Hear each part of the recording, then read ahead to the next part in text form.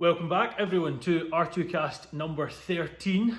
We're actually sitting filming this in May. It should be the 19th of July today that this is coming out. Really interesting episode today and a totally different filmed episode, normally over Zoom, that sort of thing. But today we've got my flatmate, so we're in together. If you want to say hello there, Alec. Hi folks. We'll see how this works out. But bit of a different format. But yeah, it's good to be with you, Wallace. Totally different format, and I tell you what I'm just going to do. I'm actually just going to pass you on to past Wallace, who's going to show you this setup quickly. Hello everyone. Thank you to future Wallace for that introduction. I just wanted to show you what this setup is like, because I've done loads of podcasts, but they've all been on Zoom. But as I'm about to mention, I live with Alec, so this is what it looks like.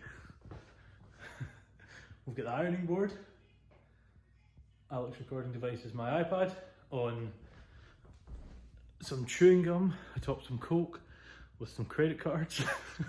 And mine is a DVD box with some mayonnaise where this phone will sit against. Tell you what, the effort that goes into these videos is unparalleled, actually. Pass you back on to future Wallace. Thank you, past Wallace. So yeah, before we get into Alec's story and that, we'll go over the boring stuff as we always do. I don't know what you're listening on here, guys, but we've got it available on YouTube, Spotify, Google Podcasts, Breaker. I'm looking to try to get it onto Podbean and the Apple Podcasts, or iTunes, I can't remember exactly what it's called. But if you have any other ones that you would like me to get it onto, I can't believe there's this many, but just get in touch with me through the Facebook page, Instagram, whatever, or comment under this video on the YouTube channel, and I will try and do that. But enough of me rabbiting on. We'll go on to Alec's story now. So, Alec, do you want to introduce yourself, tell us a bit about yourself and your history and that sort of thing? Yeah. So thanks for having us on, Wallace. For those of you who don't know me, and the vast majority won't, my name's Alec Pirie. I am an agricultural consultant out of the SAC office here in Auchincruive. I originally come from I have a dairy background. Or I should say my family farm about 200 Holsteins just outside Campbelltown in Kintyre.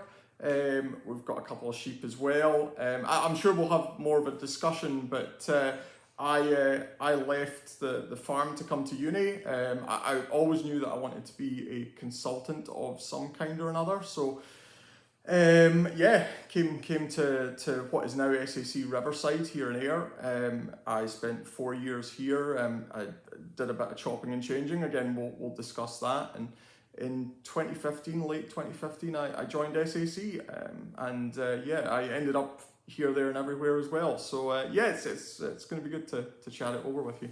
It's Alec's obviously shown to you that he's good at walking through in a chronological order, and he is a podcaster himself. We'll get into that later on in the session as well. But let's just jump back to the home farm, Alec. Where is it you're from? So where am I from? We moved from Fife through to Campbelltown when I was round about, I don't know, I would say 12 years old. Through in Fife, we did quite a bit of arable stuff, but moving to Campbelltown, we kind of focused very specifically on dairy. When we first moved there, we had about 120 cows. We've now built up to about 220 milking, give or take. And that was kind of me. I started helping out in the parlour from quite a young age, always knew that I wanted to be involved in the industry, but I wasn't totally set on whether or not that was going to be milking at home or whether or not there was a different avenue for me. Alec admits the fact there that his favourite livestock is actually sheep. That is absolutely not true. No, we have chats like this quite often in the flat, evening time and whatnot, and I try and get him to like sheep a bit more, but it's a losing battle, I think I'd say, Alec. But yeah, so brought up sort of from a dairy background, a little bit of arable there, but obviously less than 12, probably not too high of a focus. Are you growing any arable crops where you are now? We always do one field of barley or a field of wheat. Generally, we'll whole crop it, but it purely for the ration for the milking cows. Yeah. And how is grass looking at the minute? This is obviously mid-May. Yeah. A bit tricky this year. I mean, if you asked me this question a week ago, I would say that we were still in winter, and that grass was pretty scarce. By the time this goes out, I don't know. I certainly hope that there'll be lots of grass kicking about. But yeah, it's been challenging for people this spring. We actually at home we managed to get our winter and sheep off a wee bit earlier this year. We were kind of hoping that we would see a flush of grass come from that, and then of course it's been a cold, miserable spring, and so yeah, but big hopes for spring 2022. Yeah, I know it's been chronic all over the country, you know. But yeah, hopefully come, as you say, when this comes out, so in 2 months' time we will definitely have grass. Are you cutting quite a bit of silage at home? Yeah. So we'll typically do like 2.5. I say 2.5. 2.5, 3 cuts of silage. Depends. Some fields will get cut twice. Some fields will be held back for a third cut. But we'll typically pit it into first cut silage, which will go specifically for the milking herd, and your kind of second and third cut, which will be buffer feeding and dry cows and what have you. Good stuff. So moving on from that, you've finished school, and you've definitely finished school now. But let's jump back, pretend we're in the time. Was it straight out of school you decided college was for you, or? So when I finished secondary at Campbelltown Grammar, I purposefully took a year out to work at home and get a sense of whether or not this was for me. Actually, by the time it came round to making a decision about that, I'd missed the boat to get into Auchincruive here. So I actually went away and I did a year's course at the University of the Highlands and Islands, HIE in Campbelltown. So I did a rural studies course over there. It was, a nice little gap filler, really kind of fleshed out the different kind of sectors that there are in the rural economy. So it was definitely worth doing. It was then and there that I got my first kind of exposure to consulting. I ended up doing some work experience in the local office, and met a couple of the folk from SAC, and at the time there was a consultant who was working out of the office from SAOS. So it was a nice mix of different kind of specialities there. So we'll obviously get into sort of consulting more as we go in. Yep. Oh, I just bumped the cameras as we go into the session. Sure. But you got that sort of short grasp. What did you gain from that? Contacts mainly, or did you do a bit of obviously not consulting, but you were shadowing, I take it? Yeah. So I did a lot of the things that as a consultant now I would consider grunt work. We in our office here at Auchincruive, we always take on a summer student, or in regular years we would take on a summer student. And the running joke is that we've always got plenty of soil sampling for them to do. Okay. So I started off in the Campbelltown office, just helping out the consultant at the time, doing a lot of soil samples. I would do a lot of background reading for any kind of inquiries that came in. So things like, the benefits of spreading seaweed on ground as a fertiliser, things like that. There was a lot of filing work done. I really got an idea of the organisation as a kind of whole, doing it. So yeah, it was good. What are the benefits of seaweed? Iodine. Okay. Iodine, I remember it being a good source of iodine if you want to get that into your grass. Alec knows my parents quite well. He's a consultant for them. And if they're listening to this, I can just picture my mum and dad sitting in the living room with a cup of tea, mum screaming at dad to get down to that beach to pick up some seaweed. Alex said now, so yeah, good. So that was at UHI. Yep. Enjoy it, I take it? Yeah, it was great. We so I don't know what the situation is with UHI and Argyll College now, but at the time we had a local farm that we went out to, and there was a heavy focus on practical stuff. So we were out there quite a bit with a fantastic farm that we still work with today.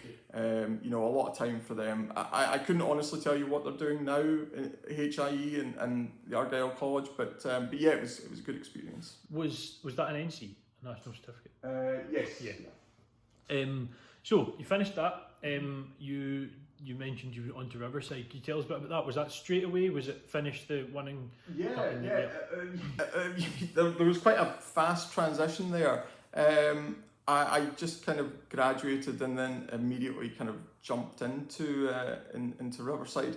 I remember at the time the consultant who I'd been working with out of the SAC office had said to me that, you know, he was really quite pleased with the way things had panned out working in the office, but it kind of stressed to me that if I wanted this to go any further, I needed that professional background, that knowledge base that you can only get by going to uni. Yeah.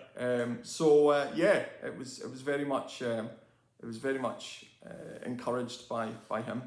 I think that mix is really good because I mean at NC you're not looking to delve deep into the theory, and that practical is really good to get that basis, that grounding, and then moving on to the sort of the more in-depth stuff as you go into uni. So what course did you study? Yeah, so I, contrary to my agricultural background, the one thing I've always had in the back of my head was that I'm very much an environmentalist. I'm very much a conservationist, and there was elements of that built into the rural skills course at HIE.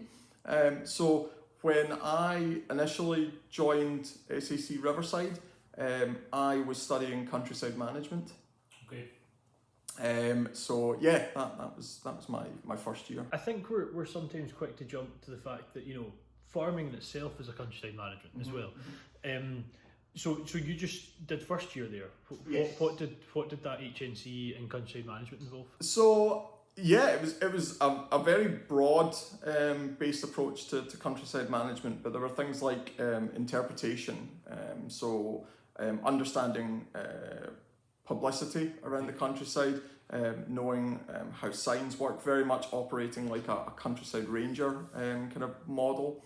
There was obviously the legislation, the things like the Land Reform Act, Scotland. There was biodiversity conservation, which is a huge part of it.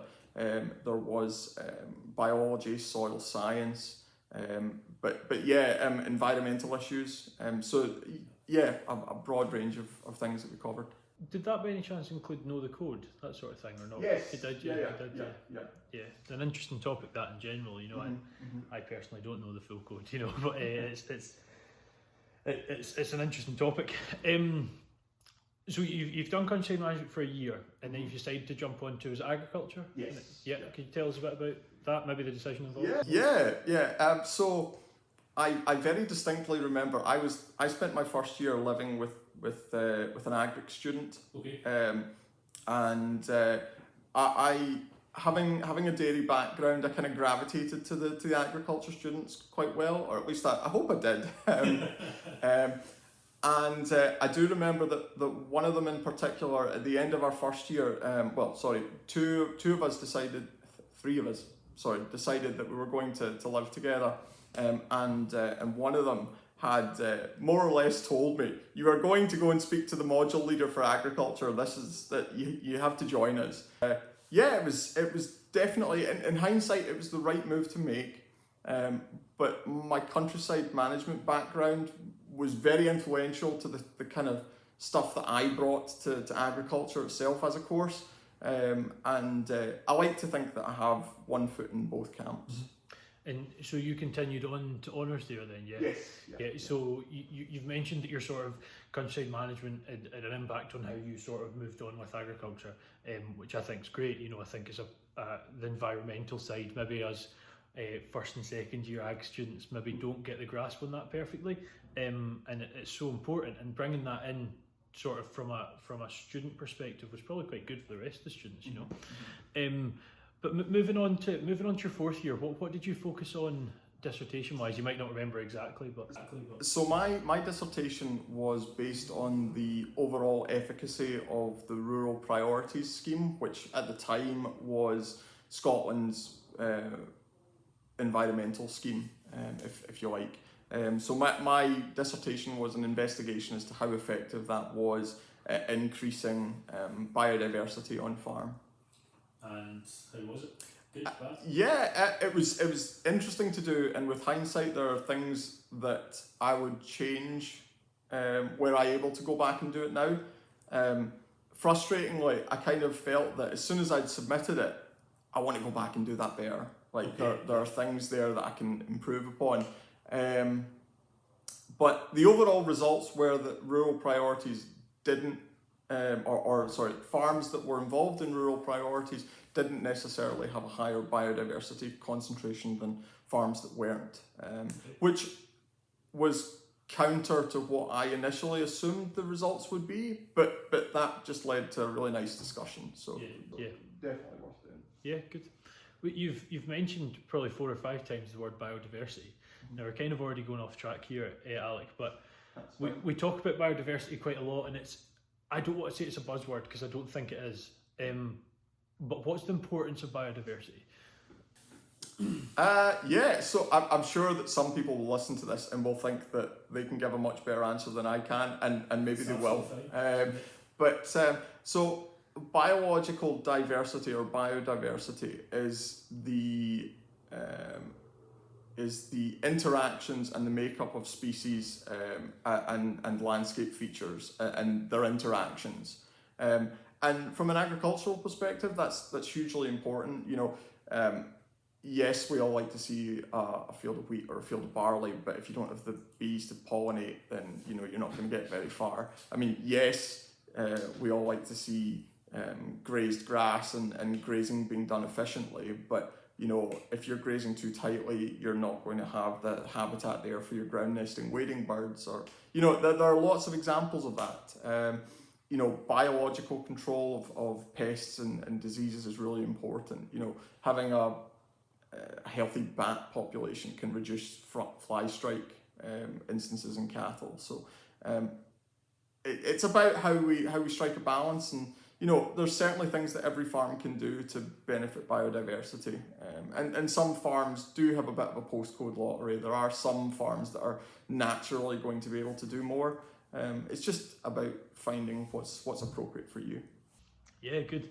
And we've kind of jumped into maybe the next section a bit early there, but biodiversity is one thing that I think a lot of us hear of, and we think biodiversity is good, but we're maybe not, perfectly set on what it means. So I just wanted to pick you up there on that one quickly. Mm-hmm.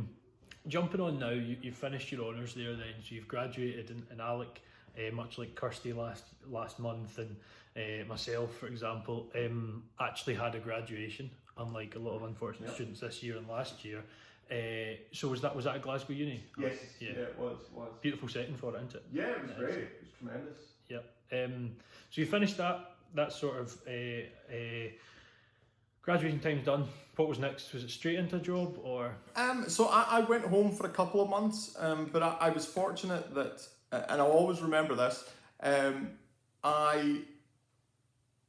When would that have been? It's sometime in October, I think. I had just finished milking the cows. I'd come in. I was just having breakfast, and the consultant at the time in the Campbelltown office had rung out the blue, no warning whatsoever, and had suggested that I put on something smart and I come into the office because there's a man there that wants to speak to you. So I did exactly as I was told. I went into the office with no kind of prior warning.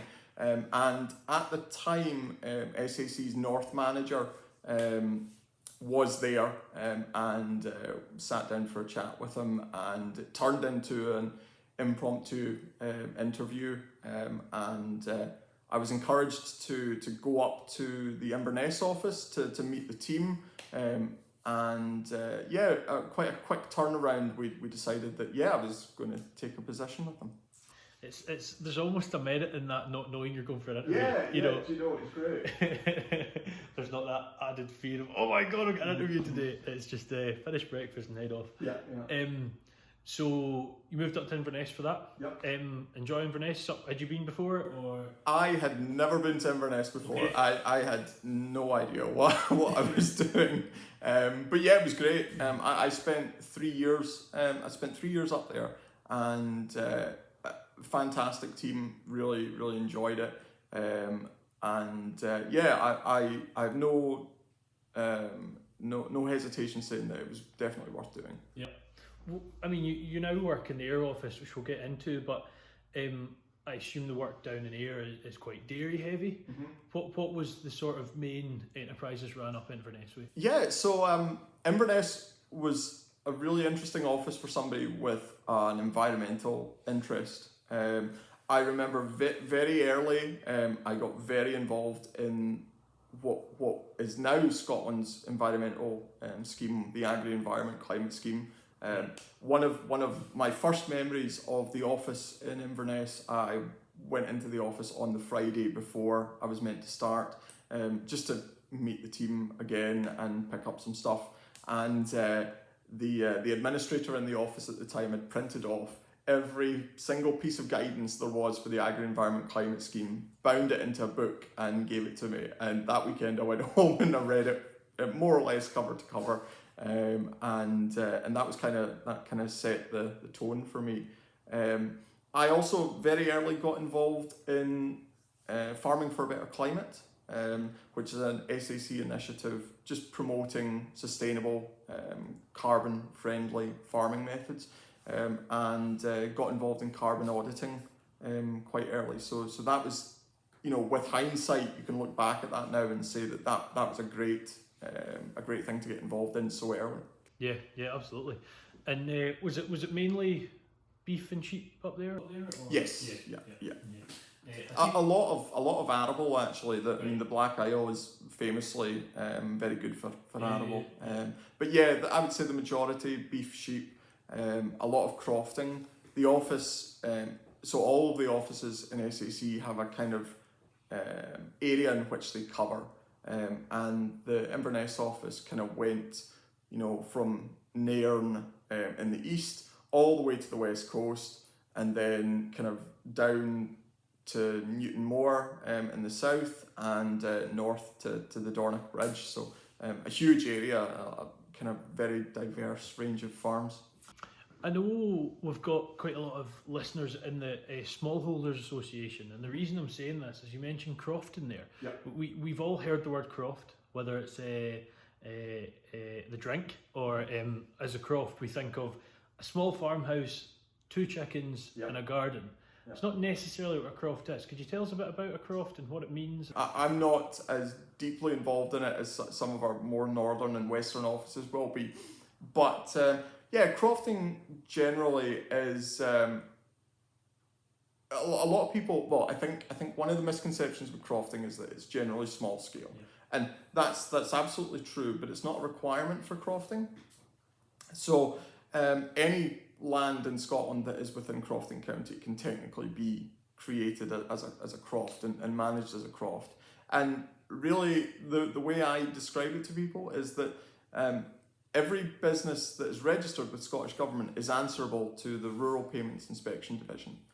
And if you're registered as a croft, you've got that layer of accountability, but you're also accountable to the Crofting Commission.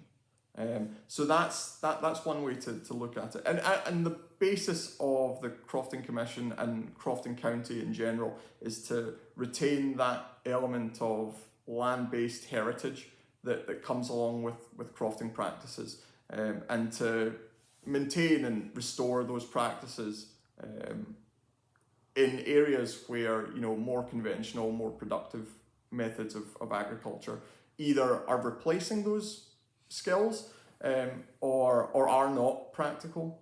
So yeah, it's about supporting kind of Scottish heritage and traditional practice. You mentioned Crofting County there. Is all of Scotland Crofting County, or is it not? No, so I would be remiss if I gave you what the entire boundary is. Specifics. The safe way of looking at it is to assume that if you're north of what we would consider the Highland Line, you're probably in Crofting County. Okay. maybe for any Highland above the Highland line listeners, maybe something for you to look into. But yeah, good stuff. You've now been in Inverness 3 years, and what's made you decide to come to Ayr? So you obviously spent some time in Ayr, but what made you decide to come back?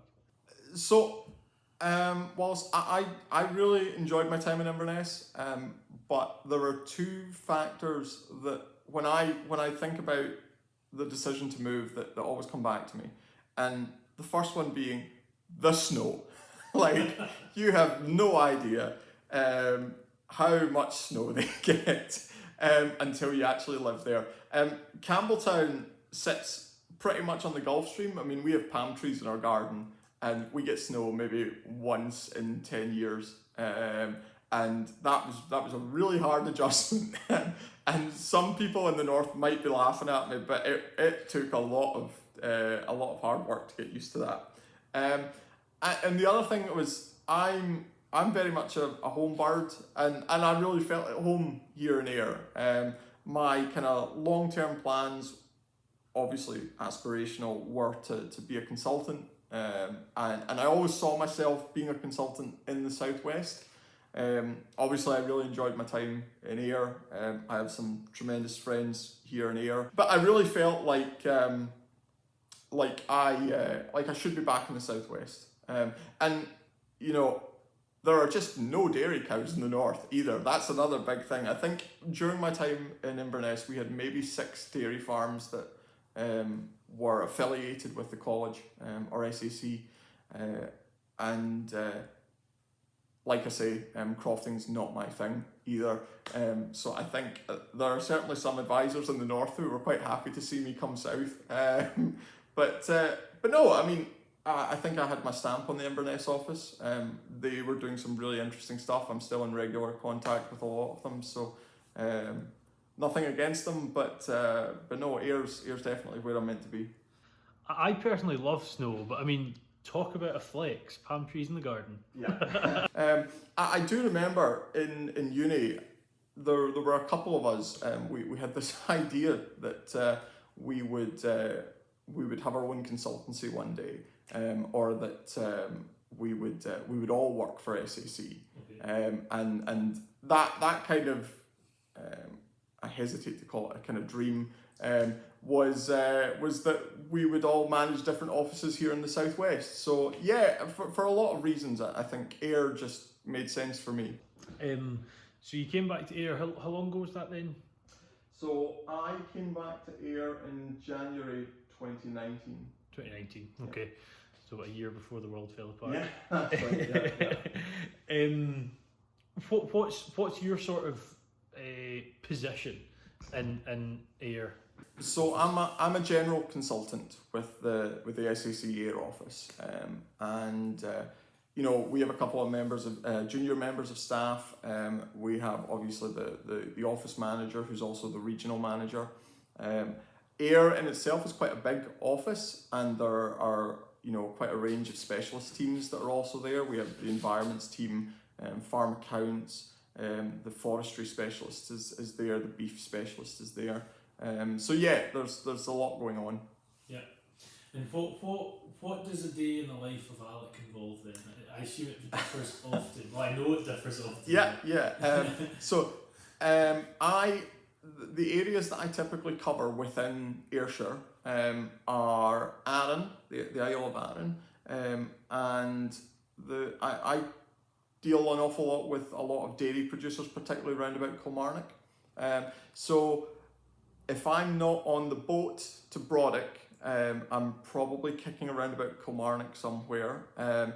I have quite a high focus on the agri-environment climate scheme, so occasionally I'll get asked to go and speak to somebody about that, and they may or may not be my clients. I mean, they could be clients of another consultant in the office, or, you know, I could be asked to do work for another office within SAC.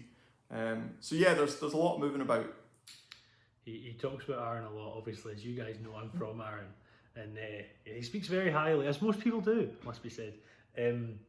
But yeah, so does that quite often happen with, it's not branches, as office working with other offices? Is that?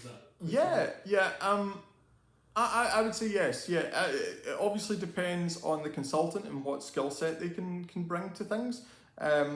Quite often, SAC is split into 4 quarters, if you like. So there's the northwest, the northeast, the southwest, and the southeast. And typically, what you find is that general consultants can quite often work within offices within their quarter, if you like. It would be quite common for me to help out with the Stranraer office or the Stirling office, both offices in the southwest.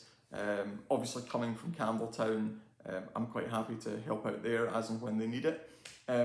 Typically, if you're going to work outside of your quarter, if you like, you're going to be a specialist, and you're going to have more of a national client base. So you're focusing there. I say so all the time, don't I? You're a general consultant. Yes. But would you say you specialise in the agri environment to an extent? Yes, absolutely. Yeah. And I think so. In recent years, it's been SAC policy that we develop areas of specialisation, even as general consultants. I mean, with hindsight, the interest in agri-environment, the interest in climate, we see the direction the policy's moving in. It's been a good decision, looking back on it, to focus on these things. We obviously sit and chat quite often, with living together, Alec, and one thing you mention quite often is the different it's not seminar, was it webinars that you're arranging? Yes. Could you tell us a bit about them? Feel free to promote them as well. Yeah. So SAC facilitate the Farm Advisory Service for Scottish Government. Now, the Farm Advisory Service was set up. That'll be more than 5 years ago now. With the idea that farmers in Scotland should have a national network or a hub, if you like, that they can go to find information that is free, informative, and regularly updated. So that's kind of what we're meant to do. There's a range of grant advice and support out there for farmers who want to do things like integrated land management plans. We talked a little bit about carbon audits before. There's mentoring for new entrants. So there's a host of things in there. But yeah, there's no doubt it's been well worth doing from an SAC perspective, but it's also a really valuable resource for farmers and landowners. Absolutely, and for some of you listening to Alec there, he's mentioned the Farm Advisory Service. If you're not aware of them, I mean, if you're not in farming, chances are you might not have been, but you might have heard of FAS TV. So on YouTube, you might have seen that, and if you want to go check out what FAS are doing, just look up FAS TV. See, I can promote anyone, even if I'm not involved. Moving on to from that there, Alec, you mentioned carbon. I just wanted to jump into podcasts at one point, but could you tell us about carbon auditing and what it is and why we're doing it and why it's a thing at the minute? So and bearing in mind that there are a host of different carbon calculators out there right now, we here at SAC, we use our own SAC's AgriCalc. So carbon's become a really important thing for Scottish agriculture. It's really driving policy in terms of the direction that we see things move in. Obviously, we're in a bit of a transition period right now. Brexit has just happened. We've just had the election there. So it remains to be seen what kind of way policy is going to go in the future. But all indications are that we're going to see a massive focus on carbon, and biodiversity decline is definitely right up there. So carbon auditing in and of itself has been around for a number of years now, but the idea is that you quantify a farm's overall carbon footprint by calculating the emissions from that business. And that's normally broken down into the various different enterprises that you've got on farm. And then we would compare that to the amount of saleable output that's coming from the business. And that's how we quantify your carbon footprint. So when I give somebody their carbon footprint, it's expressed in kilograms of output over kilograms of CO2 equivalent emitted. And one of the things that SAC's AgriCalc does is it breaks down emissions into carbon equivalents, and that way we can account for methane, carbon dioxide and nitrous oxides, even though they all have varying degrees of toxicity in the environment, heating effect.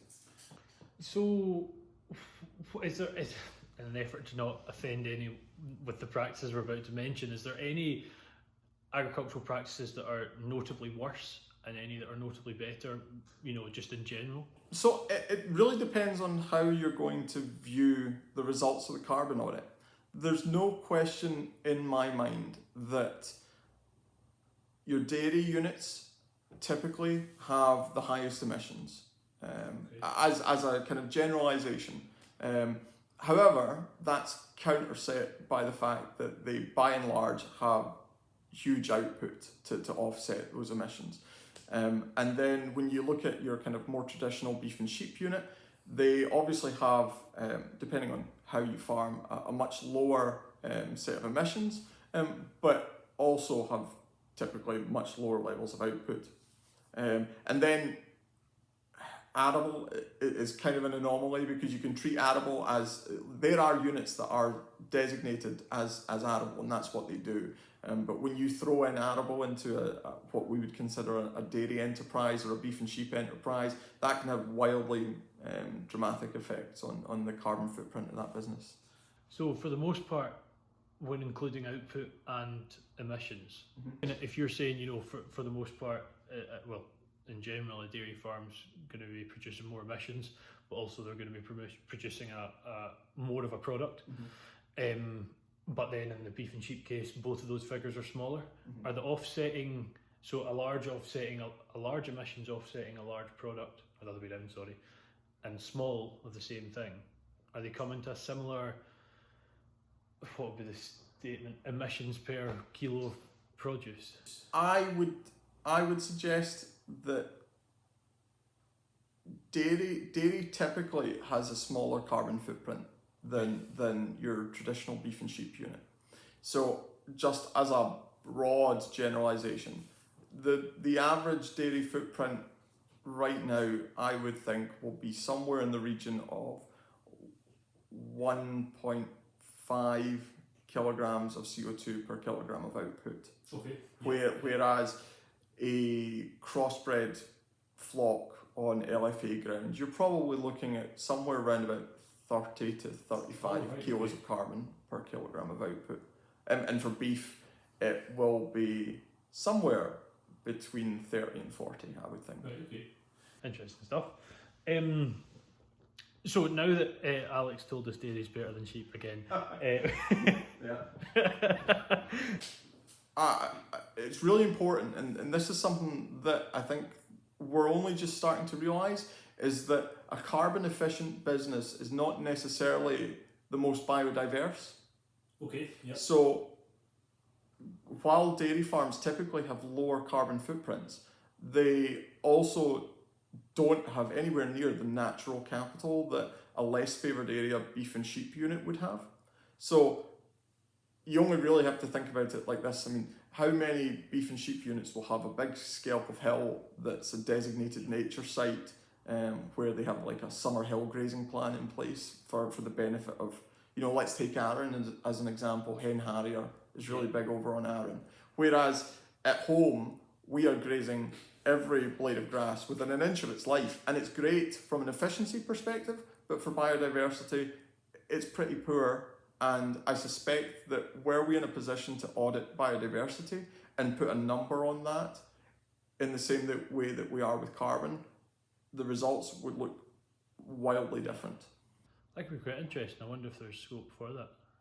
I can almost guarantee that somebody somewhere is working on that. Yeah, good stuff. We've talked about the webinars you've been doing, Alec, and there's a lot more stuff you're doing at the minute. You're trying to get the sort of, I guess, like I'm doing, trying to get the word out there. And one method you've chose to do that is podcasting, much like myself with R2Kast. How have you felt that's went? On behalf of the Farm Advisory Service, I have a podcast series discussing climate conservation and how it impacts the farmed upland environment. So Thrill of the Hill is the name of the series, and we typically record somewhere between 10 and 12 podcasts a year. The idea is that we get them out on a monthly basis, although sometimes that lapses, and that's totally my fault. But yeah, so we'll bring on a host of speakers. Some of them are members of SAC Consulting, some of them are special interest groups, some of them are specialists in their own rights from external advisory bodies. And yeah, we just look at the issues affecting the farmed upland environment and how we create a more efficient, dynamic work environment. Have you seen quite good success with them? Yeah, the feedback has been really good actually. When we initially put the proposal together, the idea was that we were going to have a series of meetings on farm around Scotland. And obviously when the pandemic hit and things had to change very drastically, we weren't really sure how a podcast series like this was going to work out. But actually the feedback that we've had is really good, and there have been some really interesting people on that we just couldn't have gotten on farm in a particular location. So it's worked really well. No, there's definitely that benefit that, post-COVID or without COVID, or if it never happened, whatever, we wouldn't have been getting a lot of the people, like a lot of the people I've had on this, I wouldn't have had. Yeah. One of them was, two have been from the States, so like it, and it's brilliant in that sense. And do you think maybe post-COVID, if that ever happens, hopefully at the minute in July it's finished, you'll continue to do those podcasts? I would hope so. Yeah, there are some topics that are evergreen and that you can come back to again and again and again, and then there are some topics that we've covered that I kind of feel, we've ticked that box now. Let's move on to something new.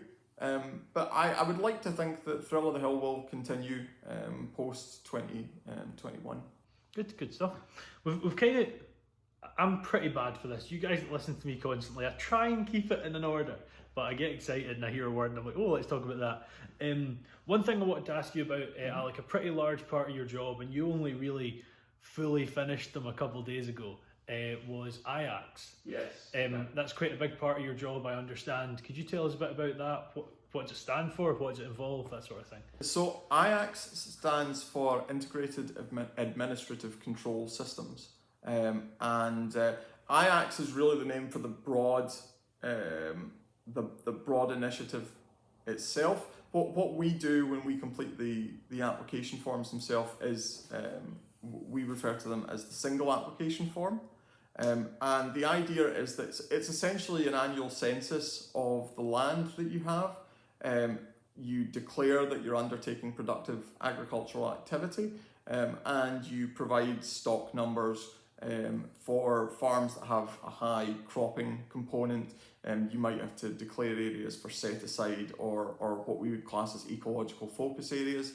And it's an opportunity just to let Scottish Government know what it is you're doing with your ground, and that you're managing it appropriately. Good stuff. We mentioned, and I asked if you continue the podcast after COVID, and now I've tried to not talk about COVID too much, but has it impacted SAC? Absolutely, yeah. I don't think there will be many industries that it hasn't impacted at this point. There were hopes that, and maybe this is me being optimistic. When we started COVID, the lockdown, I initially thought, this will be fine. A month inside, we'll get it under control and we'll be back at it. We have had to adapt, and things have been different in the office. I say in the office. I'm still working from home. I occasionally get into the office, but it's a case of one person in, one person out kind of scenario. It is different not being around the team, but we have ways around that. You will quite often walk in on me having like an 11 o'clock tea time chat with the rest of the team. There are certainly ways around it. Yeah, good. A month of lockdown, how wrong you were. Yeah, I think we all thought at one point, come June, it'll be fine. And I think, when you look at our jobs, we're in the agricultural industry, but we're not agriculture. Agriculture itself, you could argue, was one of the industries that was impacted to a smaller extent Yeah. than some places, and arguably looking at market prices for a lot of the industries, it's potentially been good, you know, in that sense. But one thing that really hit the agricultural industry was the main social aspect of an agricultural year, or one of the main ones, is shows, going to markets and stuff like that. Have you personally missed those events? So anybody who knows me will know that I love air show, and it has killed me that we couldn't have an air show. So I can only hope that we'll get back to that. And yeah, the Highland Show was a big loss as well. I've just paid up my membership this year. I'm really disappointed I couldn't get to it. But yeah, I'm hopeful that we'll get back to that again. The social aspect, I mean, a lot of people outside of farming will, you know, go on holiday abroad and you know, they'll have a great time, and that's their break, that's their reset.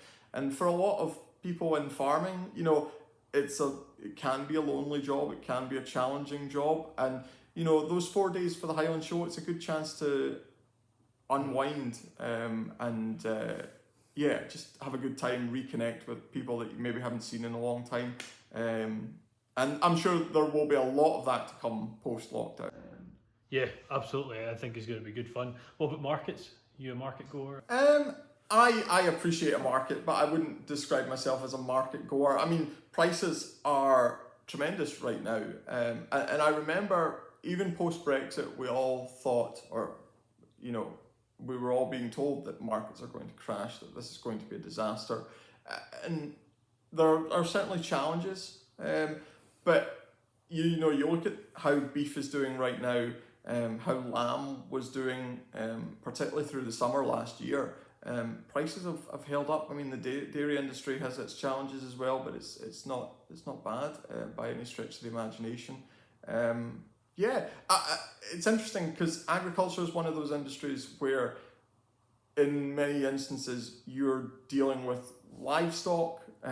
You have an obligation to look after them, to maintain them in high levels of welfare. You have crops that you can't just let die, and you can't shut them off in the same way that you can switch off a drill or a plug or something at a socket. You do need to have continual maintenance of them. So the industry hasn't really had the opportunity to stop. And maybe with hindsight, we'll look back and say, yeah, that wasn't too bad actually. That was the way that we should have done it. Yeah, and there's various theories to why the prices have went up to the extent they have. And I think one that I always think stands out to me is COVID unfortunately brought a lot of people into redundancies, furloughs, an environment where they had less income. Mm-hmm. And I think a lot of us are trying different diets for whatever reasons, health reasons, environmental reasons. And I think with that reduced income and sort of lack of, what would you say? I don't know, Alex smiling at me for some reason, I don't know why. Terrified of where this conversation is going. It's not. It's an interesting one. We had the opportunity now that we can't necessarily afford to try a lot of these new things, and we go back to the sort of cooking styles of what we know. Mm-hmm. And I'm not necessarily saying that meat's in any way cheaper, it's just we know how to use it, and there's going to be less waste and stuff. But I'm not saying that's the reason. Maybe, do you have a theory, given your smile? No. I just conscious of where that conversation could have gone and where that question could have gone. No, it wasn't. I do think that more so now than at any other point, the general public are conscious of where their food is coming from, and you know, we've seen initiatives and drives on things like food miles, traceability. There is a real desire out there to understand the value of locally produced food and how that impacts the kind of wider economy. Yeah.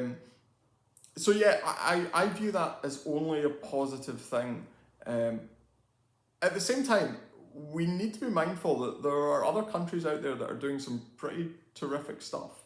And while, you know, Scotland might have tremendous traceability, we're a small country relative to the rest of the world, and you know, there are big scopy countries out there that are coming for us in a competitive sense, and you know, we need to be producing some of the best quality products in the world if we're going to compete. Absolutely, absolutely. Yeah. We're going to get into a theoretical chat now, aren't we? No, not at all. I think we've really sort of covered your life there. I'm not 100% sure. I think it's about 50 minutes we've talked for there, so it's really good. But have you got anything more you'd like to say about SAC in general? Maybe what you do, or just the sort of greater intentions? I think that as a company and as the broader industry itself moves forward into whatever this green recovery is going to be, there are going to be a lot of policy changes, there are going to be a lot of transitions out of the industry, a lot of new people coming into the industry. That's something that we need to be mindful of as well. Obviously, as younger people come in, they will have wildly different notions of how they want to manage the land in Scotland. And we need to be supportive of that. We need to have cutting edge information and technology. We really need to hone in on precision practices and make that balance with conservation and climate. There has been a huge influx in things like tree planting in the past couple of years. Scotland has some pretty ambitious targets for that. And I understand that that's a contentious issue, that there are certainly areas of agricultural land where I don't see the sense of taking them out of production for timber. So that's something that we're going to be looking at going forward. How do we balance the need to address the climate crisis with the need to still have a productive agricultural sector? In terms of other things that we've got going on, I mean, you'll know this yourself. We have been running the Net Zero Arran initiative for about a year and a half at this point, or by the time the podcast goes out. We've got some really interesting stuff coming out of that. Essentially carbon auditing the members on the island, and we'll be looking to promote our findings and make use of some form of platform going forward to get some good messages out there. I really stress that we need to be better engaging with members of the general public, and I think things like Rural to Kitchen are obviously doing a great job with that. You've had tremendous success with that. Things like the Farm Advisory Service. I mean, we are an advisory body for Scottish agriculture, but by all means, you know, members of the general public, please get involved with us and see the stuff that we're doing. In terms of where I see things going with the rest of the office, we'll see. We'll see how things pan out, whether or not we actually get to all sit in the same room again. I dare say that there's some big changes coming for a lot of companies in Scotland post-lockdown, and depending on whichever form that takes. But there's always going to be farmers, and there's, you know, now more so than ever, I think my skill set, I feel fairly secure in my job, fingers crossed. So yeah, it's an exciting time to have this job. It's an exciting time to be a consultant here in Scotland. Brilliant. So I think you've seen some of these podcasts, Alec, and for those of you that maybe haven't followed for a long time, before I did the podcast back in 2020, I did like a sort of interview style thing called People in Farming, and Alec was one of them. So this isn't his first rodeo with R2K. But I asked two questions then, and I'm going to ask you the exact same ones, Alec, and I'll be honest, I can't remember what you said, but we can maybe look back and compare them at some point. First off, where do you see yourself in 5 years? And second off, if you had any tips for anyone coming into industry, feel free to talk about agriculture, feel free to talk about consultancy in general, or more specifically, I should say, what would they be? Right, so I think I'll cover the new entrants to agriculture first, if that's all right. I think back when you asked me that original question, I think I said something along the lines of the need to bring new entrants into the industry. And I've kind of already touched on that, but I would just encourage anybody who is interested to take a look at joint venture farming. Has become really big in the past couple of years. We have things like the Scottish Land Matching Service, which tries to link up potential new entrant farmers with landowners who might be looking to transition out of the industry, who might be looking to phase retirement, or who might just be looking for a new partner for some kind of new business venture. So the Scottish Land Matching Service would be a terrific resource if you're looking to get into agriculture and don't have the assets or the capital available to acquire land outright, at least initially. We're as a consultancy, we're always looking for interesting people with good stories and a good knowledge base.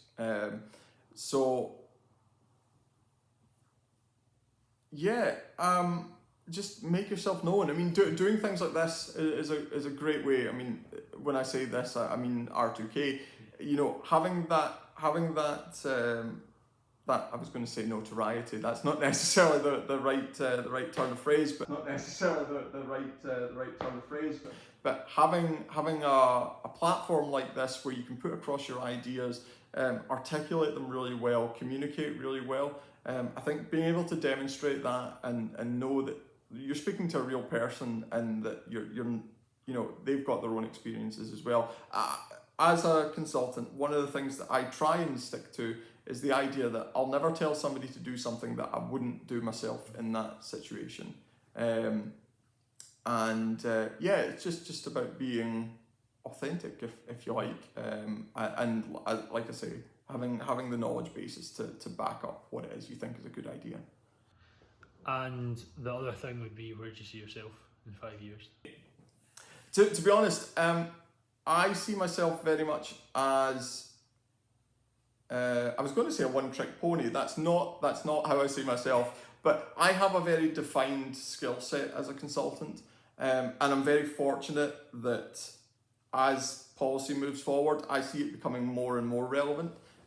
So I'd just like to really get stuck in. I think there are some really fascinating things. I mean, I mentioned the discussion about carbon efficiency versus biodiversity value. I think there's a huge discussion to be had there. I think that we're seeing huge shifts in agriculture. We mentioned tree planting. There are some targets out there for reductions in herd size in Scotland. So that's going to really shift the dynamic of Scottish agriculture if and when that comes about.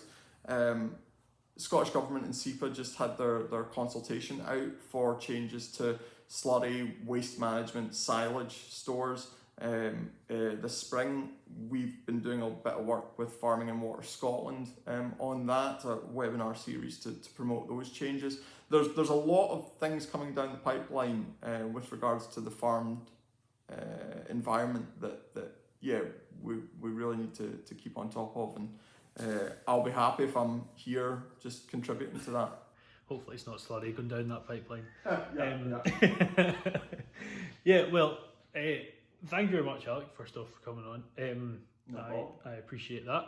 It was good to have you here, and to be honest, what was really good as well? Actually getting to trial this. I watch a lot of podcasts like True Geordie and stuff like that, and they're sat at a table just having a chat, and that's how I think you get really good results from a podcast, because you can almost bounce off of each other. So thank you for being a guinea pig, if you will. It's been good. Good.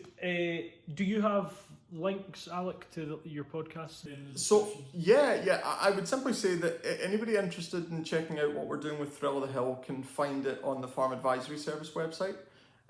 Anybody interested in farming for a better climate can also find the website just by googling Farming for a Better Climate. And Farming and Water Scotland, exactly the same. We've just finished a webinar series for Farming and Water Scotland with a couple of videos that are in post-production right now, and hopefully some more content to come towards the end of the year. Ideal. Well, I'll pop those links in the description. You guys can check them out. And thank you as always for coming along. I hope you enjoyed. And if you could check out the Rural 2 Kitchen Facebook and Instagram pages, maybe drop them a like and a follow. Instagram used to be terrible. I'm not great on Instagram, but as I've told you a few times now, Jess is sort of in charge, and I'm being told what to do, and that is to take nothing to do with it, and she'll do it all. So there's a lot more stuff going on there. Follow the podcast on Spotify, subscribe on YouTube, and hopefully we'll have more really interesting guests like Alec. Thank you very much. Cheers, guys.